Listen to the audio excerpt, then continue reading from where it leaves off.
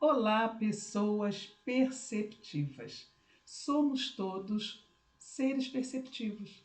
Percebemos tudo o tempo todo. Interpretamos essa percepção de acordo com o que já sabemos, o que conhecemos, a nossa educação, todo o ser que a gente é. Essa percepção, ela começa muito cedo nas nossas interações.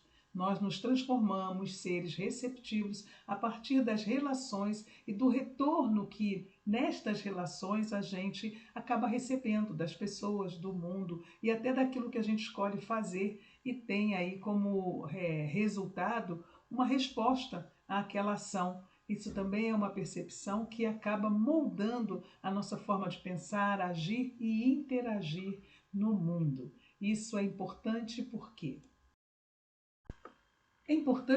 é a partir da forma como eu percebo, como eu interpreto o que eu percebo, que eu vou escolher como eu vou reagir. Isso acontece, inclusive, com a percepção de nós mesmos. A nossa autopercepção nos leva a ter um padrão de comportamento em relação a tudo que nos cerca e principalmente em relação aos relacionamentos que temos. O que eu percebo e tenho recebido muitos clientes ultimamente com essa questão de que a própria percepção, a percepção de si, a autopercepção, ela é completamente diferente ou muito diferente ou diferente apenas da percepção que o outro tem de mim. Eu não me vejo como as pessoas me veem, nem positivamente, nem pelo lado do preciso desenvolver. Nenhuma das duas características batem. Ou eu consigo sim me perceber como as pessoas me percebem naquilo que é positivo a meu respeito. No que é negativo, não. Então eu tenho recebido pessoas que têm essa dificuldade de ter uma autopercepção positiva de si mesmo ou negativa de si mesmo. E um estudo que foi realizado e que eu utilizo nos meus atendimentos é a janela de Johari. Esse estudo foi uma pesquisa realizada na década de 70 do século passado e ainda hoje é considerada. Foram dois psicólogos americanos que deram o nome para essa pesquisa de janela de Johari, porque era o Joseph e o Harry. Então eles juntaram um pedaço de um nome do outro e fizeram, nomearam, né, esse estudo de janela de Johari. A janela de Johari ela considera 4 aspectos de percepção. Coisas que eu conheço a meu respeito e coisas que eu não conheço a meu respeito. Coisas que os outros conhecem a meu respeito e coisas que os outros não conhecem a meu respeito. Então, essas 4 variáveis colocadas em quadrantes, né, onde você tem na horizontal os outros conhecem, os outros não conhecem, e na vertical eu conheço e eu não conheço, deu como casamento 4 janelas, que não são dimensionalmente exatas. Elas podem estar um pouco mais abertas ou mais fechadas, dependendo de cada pessoa. Então a gente tem uma janela considerada aberta, que é aquela em que eu me conheço, eu sei quais são as características que eu mostro para o mundo, que eu gosto de me mostrar, que eu gosto de ser, e eu sei que as pessoas vão me ver dessa maneira porque é intencional. Eu ajo para que as pessoas percebam que eu sou dessa maneira. Então, características que eu me dou a conhecer, que eu gosto ou não gosto, não importa, mas que eu não escondo de ninguém. É aberta para mim e para os outros. Tem a janela do eu conheço, mas nem todo mundo me conhece, os outros não conhecem, que são traços meus, características minhas, que eu não me dou a conhecer por todo mundo. Só depois de um tempo de convivência, ou se eu tiver uma intimidade maior com a pessoa, eu vou deixar que ela perceba alguns traços meus, mas nem todo mundo vai ter essa oportunidade. Tem também do lado do os outros conhecem, o eu não conheço, que é o quadrante inferior da janela aberta. Então, eu não conheço e os outros conhecem. São características minhas que estão, usando um termo da psicanálise, né, recalcadas no meu inconsciente. Então, eles intitularam essa janela de minha janela cega. Então, eu tenho lá a janela aberta, eu conheço, os outros conhecem. A janela oculta, que eu oculto das outras pessoas, eu conheço, mas nem todos conhecem. E tem a janela que eu não conheço, mas os outros conhecem. E tem ainda a janela que nem eu e nem os outros conhecemos. Então, a janela cega é a inspiração para a prática de hoje.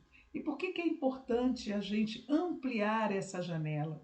Para a gente mesmo, né? Porque quanto mais eu aumento essa janela, menos eu me conheço. Quanto menos eu me conheço, menos eu posso agir de maneira preventiva contra aspectos que eu possa vir a desenvolver. Então, quando eu me conheço, eu estou um passo à frente de perder um equilíbrio emocional, de falar alguma coisa que depois eu me arrependa, ou de fazer alguma coisa que depois eu não dê conta de assumir.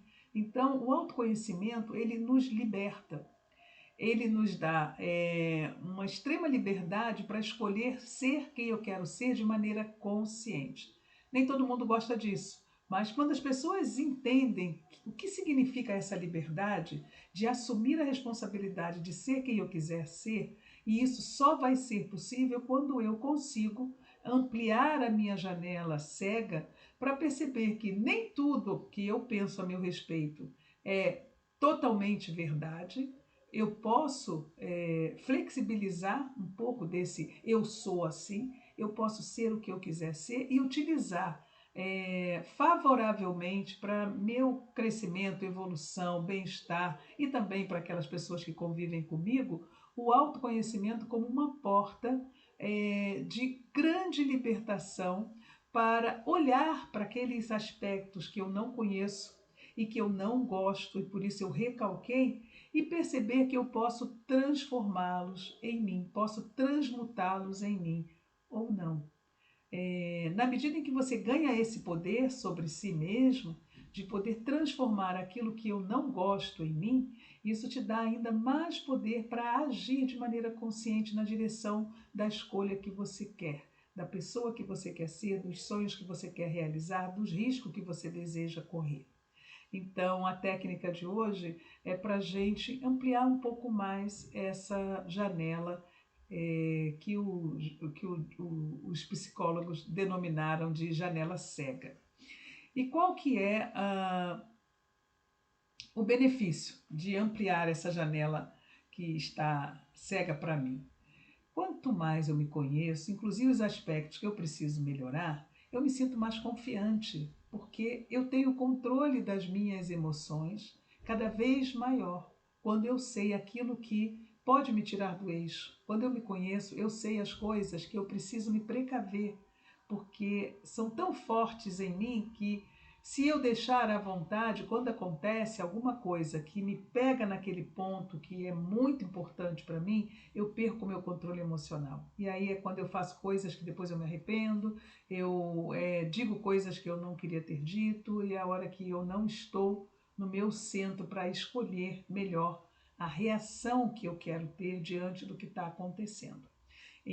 Outra coisa é que eu me sinto inseguro quando eu não me conheço, eu não sei direito como eu posso reagir, eu tenho medo de cometer alguns riscos, assim, algumas ousadias, aproveitar oportunidades que são surpreendentes ou que eu não sei direito ainda do que vai acontecer.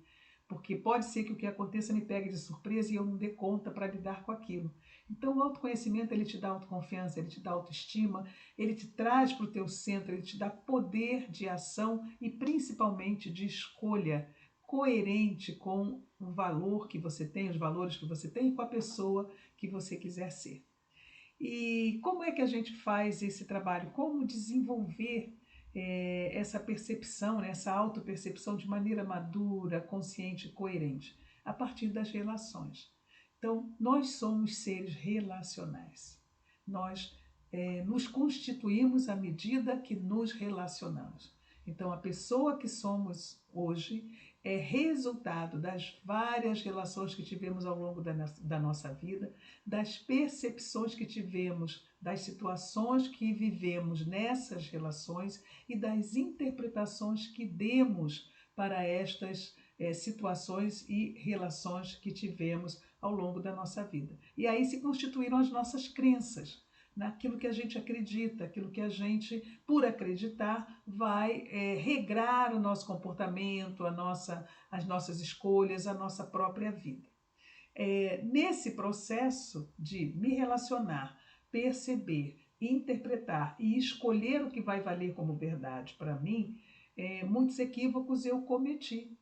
Inclusive recalcando aspectos que, por pura interpretação equivocada, eu considerei que não era bom ser daquele jeito.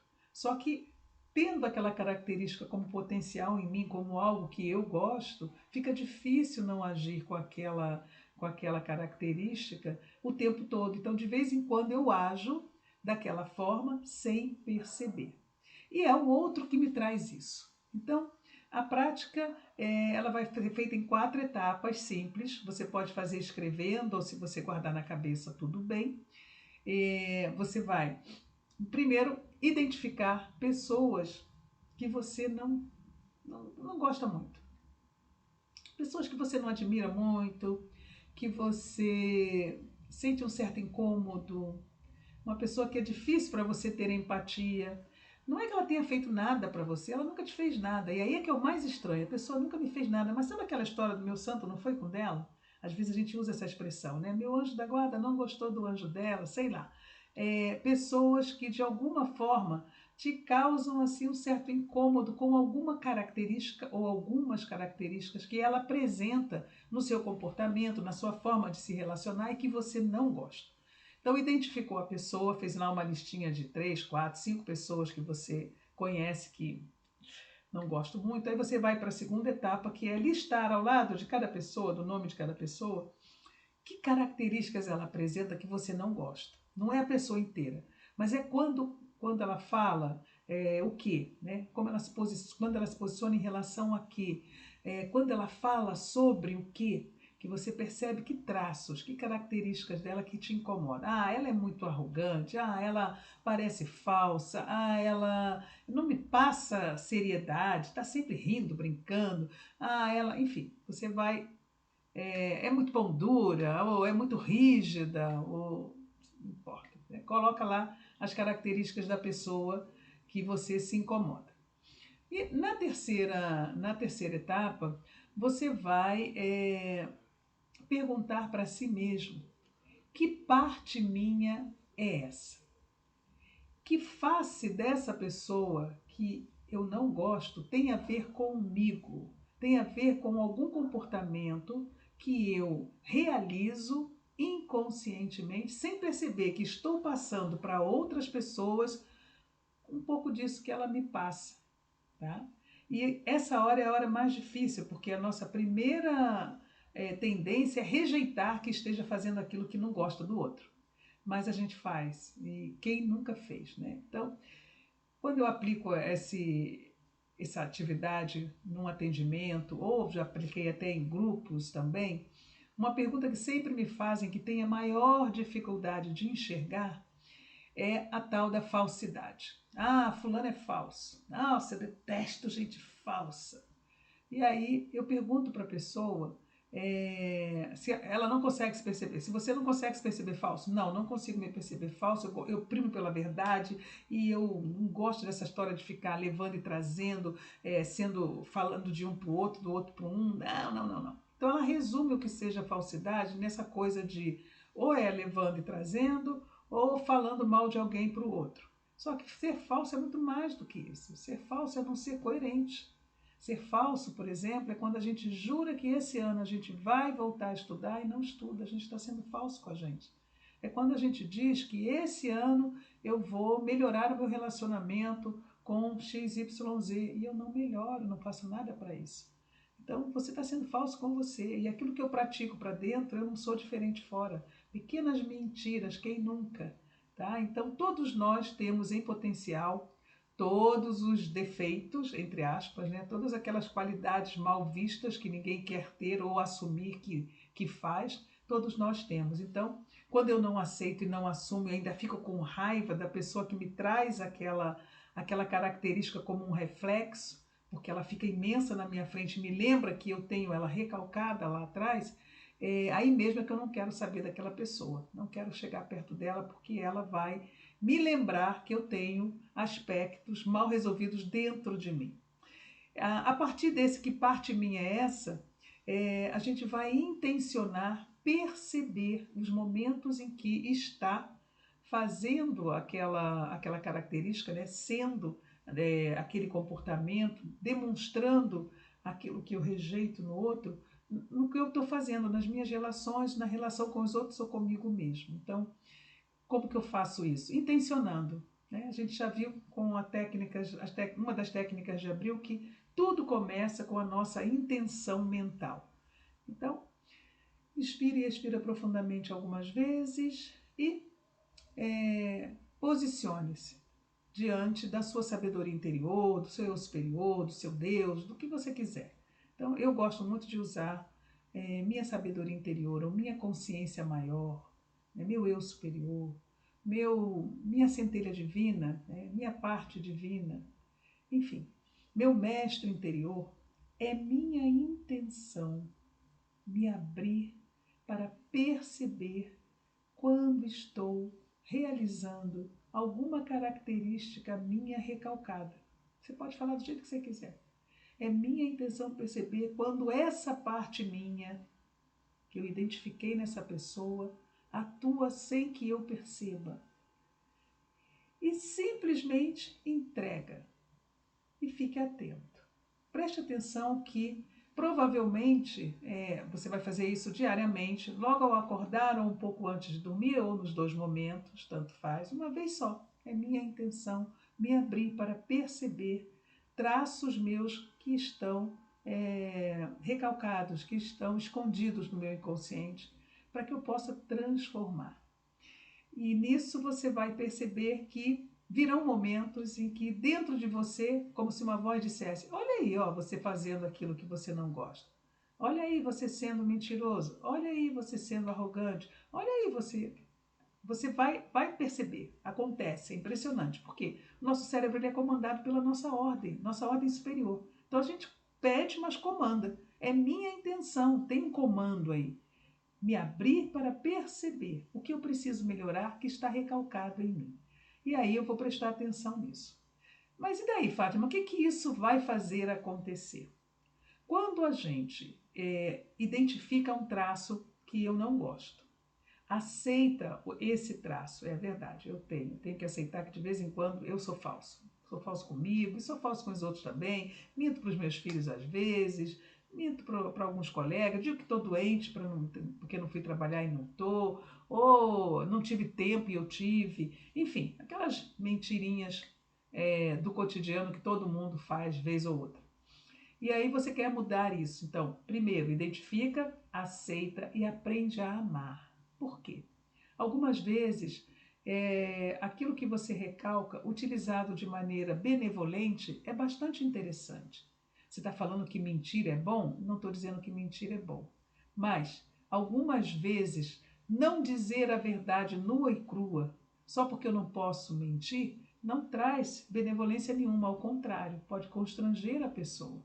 Mas, se eu sei dar uma resposta que a pessoa não se sinta enganada nem constrangida e que não é mentira, mas também não é totalmente a verdade, eu posso trazer um bem-estar para a pessoa. Por exemplo, alguém que está doente, né? Ou alguém que foi enganado e está se sentindo muito mal. Então você vai trazer uma fala que vai ser mais doce, mais suave, não colocar mais lenha na fogueira. Ah, se eu fosse você, eu estava com mais raiva ainda mesmo, porque isso não se faz.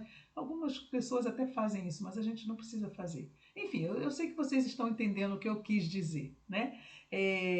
Não existe defeito irremediável. Existe a dosagem daquilo que eu estou fazendo. Então, para uma pessoa que precisa ir ao palco toda noite fazer um trabalho de exposição, seja num teatro, ou numa palestra, ou numa sala de aula, se ela não tiver uma autoconfiança muito forte, ela não vai conseguir fazer isso muito bem. E para algumas pessoas, essa autoconfiança muito forte pode passar como arrogância, como alguém que gosta de aparecer. É uma possibilidade de percepção que está equivocada. E aí, por acreditar nisso, ela não consegue fazer esse trabalho, embora admire muito, porque ela acha que ser arrogante é feio. E vai sendo arrogante em outros aspectos da vida sem perceber.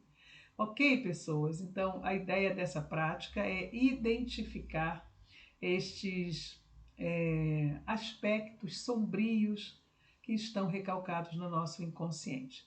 Se vocês acharem a técnica interessante, mas não tiverem condição de fazer ou não conseguirem avançar ou aprofundar, a gente pode marcar uma sessão extra. Então, falando um pouco do meu trabalho para vocês, essa é uma atividade que eu aplico nos meus atendimentos, mas eu também tenho ferramentas específicas para trabalhar determinados aspectos. Então, qualquer prática que a gente está passando aqui, que vocês queiram fazer, a gente pode agendar uma sessão que eu chamo de sessão extra, e aí nessa sessão eu faço uma prática com você. Fátima, eu quero especificamente ampliar a minha janela cega. Aí a gente faz esse trabalho numa sessão ou em duas, e aí a gente determina o prazo que você queira para ampliar essa perspectiva, tá? Então eu trabalho também com o Coaching Game, que é um trabalho com fotografias muito interessante, que traz revelações incríveis a respeito de si mesmo.